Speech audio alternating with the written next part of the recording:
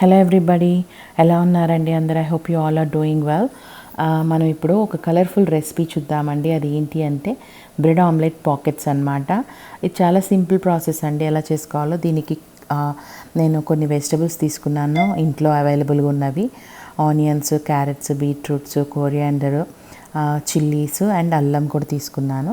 So దీంట్లో ఇప్పుడు ఏంటి అంటే మనం బ్రెడ్ని తీసుకొని ప్యాన్ పెట్టుకొని ప్యాన్లో ఒక 2 టీ స్పూన్స్ నూనె వేసుకొని, అంటే నెయ్యి వేసుకోండి. నెయ్యి వేసుకున్నాను నేను, ఇక్కడ నూనె తీసుకోలేదు. ఆ నెయ్యి బ్రెడ్ని ఫ్రై చేయడానికి, అంటే లైట్గా టోస్ట్ చేయడానికి మీకు ఎంత సరిపడుతుంటే అంత తీసుకోండి. ఇక్కడైతే నేను నెయ్యి కొంచెం ఎక్కువే వాడాను, ఎందుకంటే పిల్లలకి పెడుతున్నాను కాబట్టి. సో ఏంటంటే మీరు కూడా అట్లాగా లైట్గా టోస్ట్ చేసుకోండి.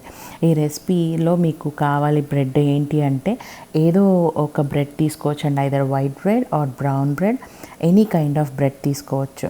ఇలా చేయటం వల్ల ఏంటి అంటే అలా టోస్ట్ చేయటం వల్ల, స్లైట్గా కొంచెం ఫ్రై చేసుకోవటం వల్ల మనకది సాగీగా అవ్వకుండా ఉంటుందండి. మనం ఆమ్లెట్ పైన పెడుతున్నప్పుడు సో బ్రెడ్ అంతా సాగీగా అవ్వకుండా కొంచెం అలా క్రిస్ప్గా హోల్డ్ అయి ఉంటుంది అన్నమాట. అందుకోసం అని చెప్పి నేను ఇట్లాగా ఎప్పుడు ఇలా ఫ్రై చేసి, ఎనీ ఫ్రెంచ్ టోస్ట్ చేసినా ఏది చేసినా కానీ ఇలా ఫ్రై చేసి చేస్తానన్నమాట. బ్రెడ్ని లైట్గా టోస్ట్ చేసుకొని, మీ దగ్గర టోస్టర్ ఉంటే టోస్టర్లో కూడా పెట్టి తీసేసుకొని ఆ తర్వాత కొంచెం జస్ట్ లైట్గా బటర్ ఆర్ గీ యాడ్ చేసుకుంటే మీకు అది బాగానే ఉంటుందండి. ఎట్లానే సేమ్ ఉంటుంది. నేను ఏంటి అంటే ఇప్పుడు టోస్ట్ అవన్నీ తీయకుండా పెనం మీద పెట్టి ఒక ప్యాన్ పెట్టి చేసేస్తున్నా. ఇట్లా మీకు అంతా ఉన్న బ్రెడ్ అంతటిని ఎన్ని బ్రెడ్ పీసెస్ చేయాలనుకుంటున్నారో ఆ బ్రెడ్ పీసెస్ అన్నిటిని తీసుకోండి. ఇక తర్వాత ఏంటి అంటే మనం ఒక 4 to 5 ఎగ్స్ని, అది కూడా మీ చాయిస్ అండి, మీరు ఎన్ని తీసుకున్నారో. బట్ నేను ఇక్కడైతే తీసుకున్నది ఒక 4 to 5 ఎగ్స్ తీసుకున్నాను. ఇట్లా వేయించేసుకున్న తర్వాత అన్ని బ్రెడ్ పీసెస్ని వేయించేసుకుంటున్నాను. ఒక 4 to 5 ఎగ్స్ తీసుకొని వాటిని ఒక బౌల్లోకి బ్రేక్ చేసుకొని ఆ ఎగ్ యోక్, ఎగ్స్ అంతా తీసుకున్న తర్వాత మనం, మీ దగ్గర విస్కర్ ఉంటే విస్కర్తో బాగా బీట్ చేసుకోండి. నా దగ్గర ఇక్కడ విస్కర్ ఉంది, దాంతో నేను బాగా బీట్ చేస్తాను. చాలా ఫోమీగా బీట్ చేస్తున్నాను. సో అప్పుడు నాకు ఆమ్లెట్ టెక్స్చర్ అనేది చాలా సాఫ్ట్గా ఫ్లఫీగా వస్తుంది. అందుకోసం అని చెప్పి నేను చేస్తున్నాను. మీ దగ్గర లైక్ మాన్యువల్ విస్కర్ ఉన్నా పర్వాలేదు, దాంతో అయినా చేసుకోవచ్చు. ఇది జస్ట్ నేను కొంచెం క్విక్గా ఉంటుంది, ఫాస్ట్గా అయిపోతుందన్న ద ఓన్లీ రీజన్తోనే నేను చేస్తున్నానండి. సో ఇది లేకపోయినా the work will move on. So అట్లాగా అయిపోయిందండి. ఇంకా ఇది మనం బాగా చేసుకున్నాం. ఇప్పుడు మనం ఒక ఐరన్ కడాయిని లైక్ ప్యాన్ని పెట్టుకొని దాని మీద కొంచెం నెయ్యి వేసుకొని, దీనికి కొంచెం నెయ్యి ఎక్కువ పడుతుంది, వేడైంది, పెనం వేడైందో లేదో కొంచెం చూసుకొని దానిలో నెయ్యి వేసుకోండి.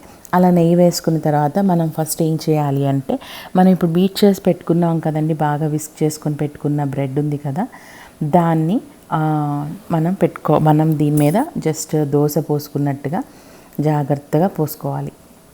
అట్లా పోసుకున్న వెంటనే అది కొంచెం కూడా ఇదవ్వకుండా పెనాన్ని మీడియం హీట్లో పెట్టండి. లేదంటే ఆమ్లెట్ కదా, ఊరికనే క్విక్గా వెరీ ఫాస్ట్ కుక్ అయిపోతుంది. సో మీరు ఫాస్ట్గా కుక్ అవ్వనీయకుండా కొంచెం సిమ్లో పెట్టుకొని మీడియం ఫ్లేమ్లో బ్రెడ్ని అలా పెట్టి ఇమీడియట్గా మళ్ళీ టర్న్ చేయండి బ్యాక్కి.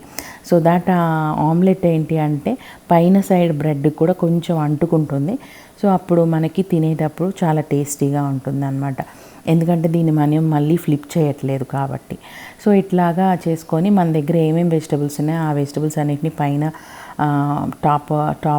టాప్ చేసుకొని, అంటే టాపింగ్ లాగా పెట్టుకొని పైన కొంచెం అలా జాగ్రత్తగా పెట్టుకొని, నేనైతే క్యారెట్, బీట్రూట్, కొరియాండర్ అంటే సిలాంత్రో అది తీసుకున్నాను, ఆనియన్స్ కూడా తీసుకున్నానండి. అవన్నీ పెట్టేసుకున్న తర్వాత మీ దగ్గర కొంచెం సాల్ట్ అండ్ పెప్పర్, లేదంటే chilli powder, whatever it is, మీ దగ్గర ఏది అందుబాటులో ఉంటే దాన్ని వేయండి.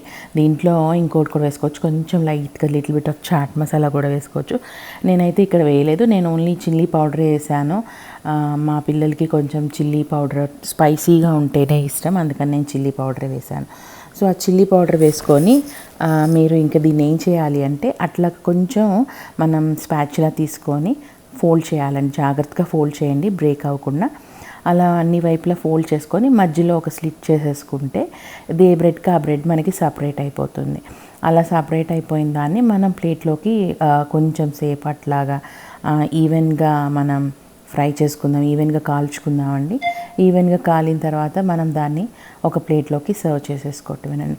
దీన్ని పిల్లలు చాలా ఇష్టంగా తింటారండి, ఎందుకంటే పిల్లలకి కావాల్సింది ఎవ్రీడే వాళ్ళకి ఒక వెరైటీ ఫుడ్ కాబట్టి దీన్ని పిల్లలు చాలా ఇష్టంగా తింటారు. థ్యాంక్స్ ఫర్ వాచింగ్ అండి. Please do like, share and subscribe to my channel. Thank you.